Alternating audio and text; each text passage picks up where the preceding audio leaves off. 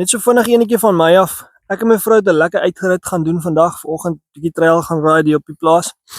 En ek dog net ek moes deel dat as ek by die huis kom en my perd hastig huis toe, dan gaan ek 'n ding maak daarvan. As ek by die huis kom, gaan ek harder werk as wat sy gewerk het op die trail.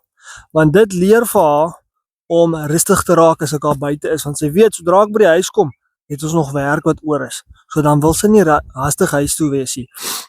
Dit is net 'n general rule vir my, veral met die jong perdjies. Sy is jonk, hulle is nog nie ingery en gewoond aan die reëls wat jy wil hê nie. Daar's baie mense wat nie reëls het nie, so hulle perde kom weg met meer. Ek is nie een van daai mense nie. Ek like dit as my perde rustig kan ry, as ek wil volspoed hardloop, na daai volspoed hardloop met my perd weer rustig kan loop.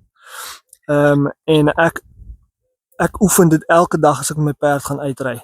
Ten minste die eerste 2 jaar van daai perd se ry lewe. En dis nou waar sy is. So as ek al buite is en sy is hastig huis toe, as ons hier kom, werk ek al hard, ek doen canterwerk, ek doen my grondwerk, ek gaan al my oefeninge deur hier by die huis en sweet haar hierso. En dan sit ek al op die ding, dat sy bietjie staan en wag.